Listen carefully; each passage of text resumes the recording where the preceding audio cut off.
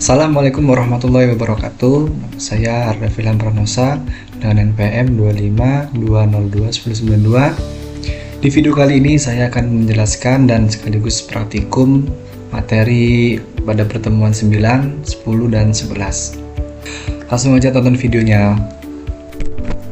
Yang pertama kita akan membahas materi pertemuan 9, yaitu SQL lanjutan dengan topik join, subquery, fungsi agregat, group by, dan having.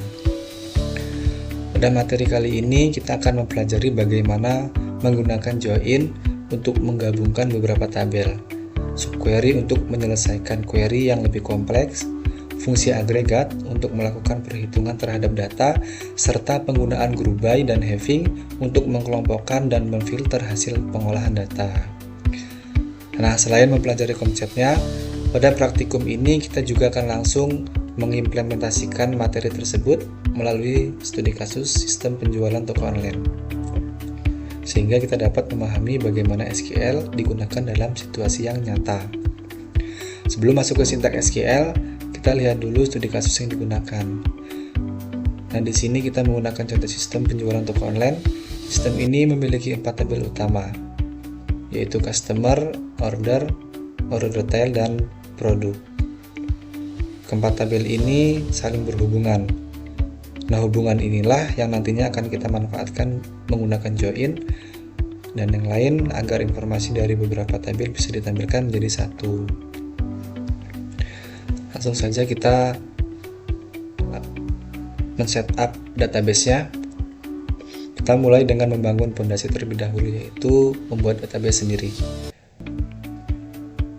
Nah, pertama kita membuat sebuah database baru sehingga semua perintah yang kita jalankan setelah otomatis tertuju ke database tersebut.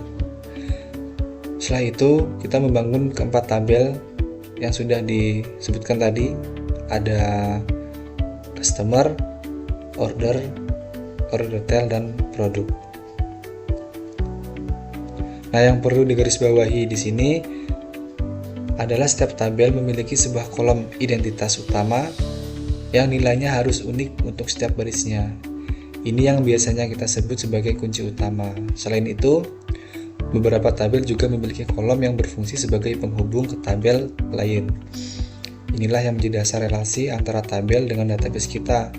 Relasi inilah yang nantinya menjadi jembatan ketika kita menggunakan join. Nah, setelah struktur tabelan siap, kita mengisi setiap tabel dengan beberapa data. Contohnya mulai dari data pelanggan, data produk, data transaksi, hingga rincian item di setiap transaksi tersebut. Dan data-data inilah yang akan kita gunakan sebagai bahan latihan di tahap selanjutnya. Selanjutnya kita akan praktik join. Masuk ke bagian kedua, kita akan berlatih menggabungkan data dari beberapa tabel sekaligus menggunakan join. Yang pertama, kita mencoba menggabungkan data pelanggan dengan data transaksinya, dengan tujuan menampilkan hanya pelanggan-pelanggan yang benar-benar pernah melakukan transaksi. Nah, ini adalah bentuk penggabungan yang paling umum dipakai, di mana kita hanya ingin menampilkan data yang memiliki pasangan di kedua tabel. Terus yang kedua, kita coba pendekatan yang berbeda, yaitu menampilkan seluruh data pelanggan tanpa terkecuali, termasuk pelanggan yang belum pernah transaksi. Nah, pendekatan ini sangat berguna ketika kita ingin melihat gambaran menyeluruh dari seluruh pelanggan yang kita miliki.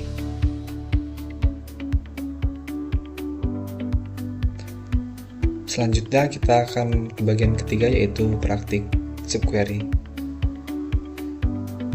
yaitu query yang di dalamnya terdapat query lain. Latihan pertama di bagian ini, kita akan coba cari satu pelanggan dengan nilai transaksi paling besar di antara seluruh pelanggan. Nah, untuk menjawab pertanyaan ini, kita itu membutuhkan 2 tahap pencarian. Tahap pertama, untuk menemukan transaksi dengan nilai tertinggi. Dan yang tahap kedua, untuk mengambil nama pelanggan berdasarkan hasil pencarian tadi. Kedua tahap inilah yang digabungkan menjadi satu query bertingkat. Terus latihan yang kedua, kita akan mencoba mencari sesuatu yang beda ya, yaitu produk-produk yang ternyata belum pernah terjual sama sekali sejak awal. Untuk kebutuhan seperti ini, kita perlu membandingkan seluruh daftar produk yang kita miliki dengan daftar produk yang pernah muncul di transaksi, lalu mengambil selisih. Kita juga akan mencoba dua pendekatan berbeda, yang mana untuk menjawab pertanyaan yang sama, supaya teman-teman memiliki lebih dari satu cara dalam menyelesaikan kasus serupa. Nah, melalui bagian ini, teman-teman akan memahami bahwa subquery sangat berguna ketika sebuah pertanyaan tidak bisa langsung dijawab dalam satu langkah pencarian saja, melainkan membutuhkan hasil dari pencarian sebelumnya sebagai acuan. Selanjutnya, kita akan praktik fungsi agregat. Kita praktik menggunakan fungsi-fungsi agregat, yaitu fungsi yang meringkas banyak data menjadi satu nilai yang lebih bermakna. Nah, latihan pertama, kita coba menghitung tiga hal sekaligus dari seluruh data transaksi. Berapa jumlah total transaksi yang pernah terjadi, terus berapa total keseluruhan nilai penjualan, data berapa dan berapa rata-rata nilai dari setiap transaksi. Ketiga, informasi ini adalah jenis ringkasan yang paling sering dibutuhkan dalam laporan bisnis.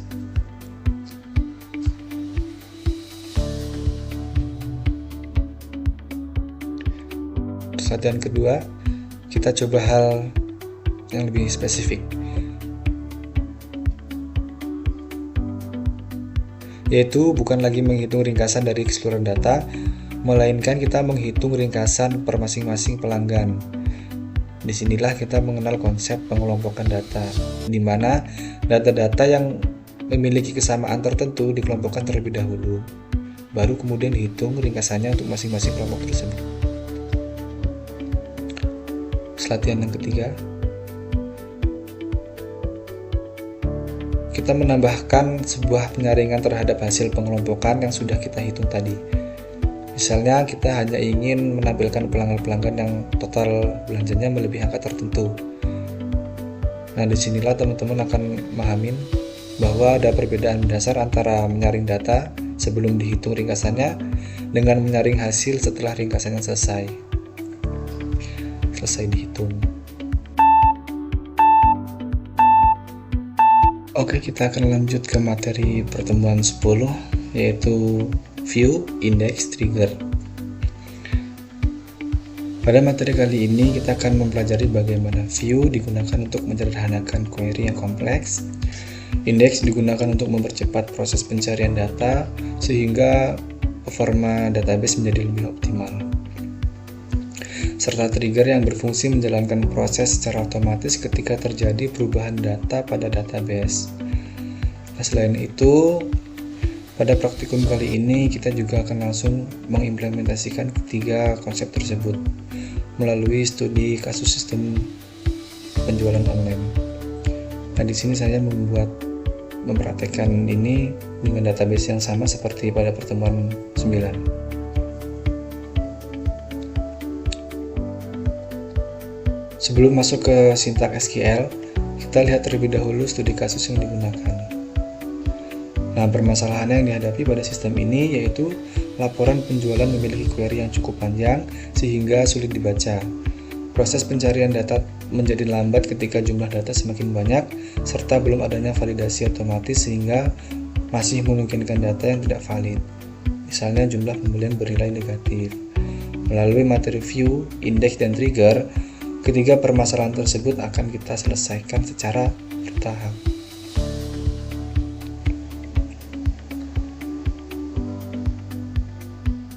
Kita mulai dari materi pertama, yaitu view. Langsung saja. View merupakan sebuah tabel virtual yang dibuat berdasarkan hasil dari sebuah query. Vue memiliki beberapa manfaat, diantaranya menyederhanakan query yang kompleks, meningkatkan keamanan karena hanya menampilkan data tertentu, serta memungkinkan query digunakan kembali tanpa harus menuliskan sintaks yang sama berulang kali. Pada praktikum pertama ini kita membuat sebuah view yang bernama laporan penjualan. Di dalam view tersebut kita menggabungkan tabel customer dan order menggunakan join sehingga menghasilkan laporan penjualan yang sederhana. Nah, setelah view berhasil dibuat, kita cukup menggunakan perintah select pada view tanpa perlu lagi menuliskan join yang panjang. Dari praktikum ini dapat kita pahami bahwa view sangat membantu ketika kita sering menggunakan query yang sama untuk membuat laporan.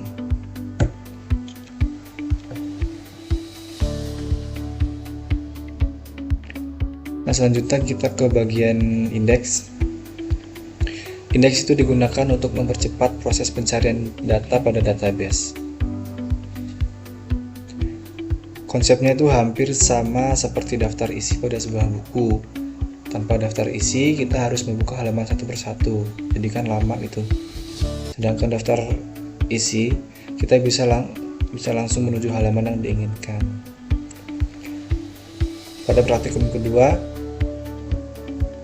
langkah pertama kita menjalankan query pencarian data tanpa menggunakan indeks dan mencatat waktu eksekusinya. Kemudian kita tambahkan indeks pada kolom customer ID menggunakan perintah create index. Setelah indeks berhasil dibuat, query yang sama dijalankan kembali.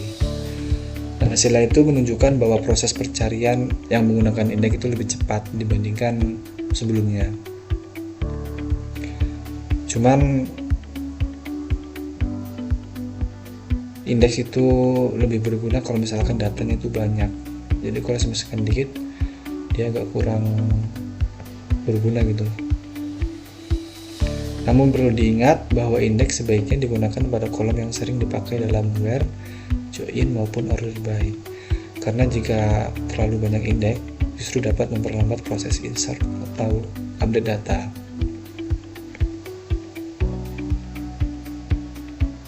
Selanjutnya kita ke bagian trigger. Trigger merupakan perintah yang akan dijalankan secara otomatis ketika terjadi aktivitas insert, update, atau delete pada sebuah tabel. Nah, pada praktikum kali ini kita akan membuat sebuah trigger bernama check quantity. Trigger ini berfungsi untuk memvalidasi bahwa nilai quantity itu nggak boleh kurang dari 0 atau sama dengan 0. Jika user mencoba memasukkan data dengan jumlah negatif, maka database secara otomatis akan nolak error dan menampilkan pesan kesalahan. Melalui praktikum ini kita dapat memahami bahwa trigger membantu menjaga integritas data tanpa harus melakukan pengecekan melalui aplikasi. Selanjutnya kita akan membahas pertemuan 11, yaitu sekaligus mempraktekkan materi mengenai transaksi database dengan fokus pada commit, rollback, dan deadlock. Sebelum masuk ke praktikum, saya akan jelaskan pengertian secara singkat. Commit adalah perintah yang digunakan untuk menyimpan seluruh perubahan yang telah dilakukan dalam suatu transaksi secara permanen ke database. Lalu rollback adalah perintah yang digunakan untuk membatalkan seluruh perubahan dalam transaksi sehingga data kembali ke kondisi sebelum transaksi dimulai. Sedangkan deadlock adalah kondisi ketika dua transaksi saling menunggu kunci atau locking yang dimiliki transaksi lain, sehingga keduanya tidak dapat melanjutkan proses dan transaksi menjadi macet. Setelah mengetahui konsep tersebut, saya akan langsung masuk ke praktikum. Yang pertama, praktikum commit. Nah, pada percobaan pertama, sebelumnya saya membuat database itu DB Bank dengan data yang sudah saya buat. Lalu kita akan mencoba praktikum commit, saya akan melakukan transfer saldo dari rekening dengan ID 1 ke rekening dengan ID 2 menggunakan perintah start transaction. Setelah saldo berhasil dikurangi dan ditambahkan, saya menjalankan perintah commit. Karena menggunakan commit, maka seluruh perubahan berhasil disimpan secara permanen ke dalam database. Selanjutnya kita ke rollback,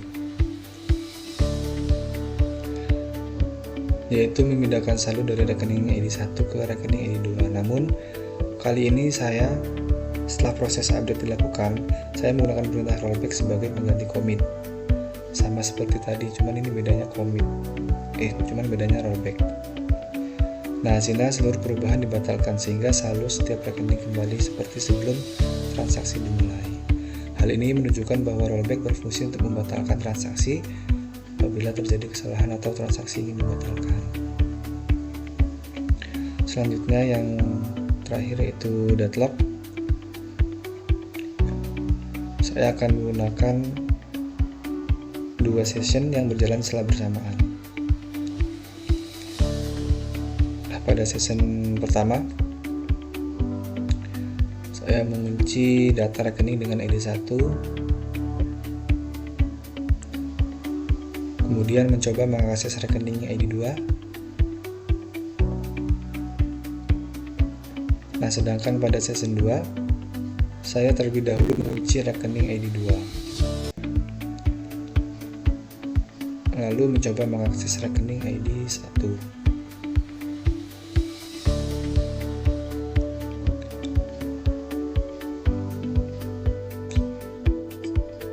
Nah, akibatnya kedua session saling menunggu karena masing-masing memegang kunci data yang dibutuhkan oleh transaksi lain, dan kondisi inilah yang disebut deadlock. Database kemudian akan mendeteksi kondisi tersebut dengan cara otomatis membatalkan salah satu transaksi menggunakan rollback agar sistem dapat kembali berjalan normal.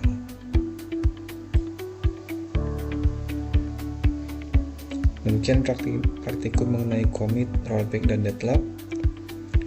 Dari praktikum ini dapat disimpulkan bahwa commit digunakan untuk menyimpan perubahan secara permanen, rollback digunakan untuk membatalkan transaksi, sedangkan deadlock merupakan kondisi ketika dua transaksi saling menunggu, sehingga salah satu transaksi harus dibatalkan agar database tetap berjalan dengan baik. Ya, berikut video dari saya. Terima kasih sudah menonton dari awal sampai akhir. Saya akhiri. Assalamualaikum warahmatullahi wabarakatuh.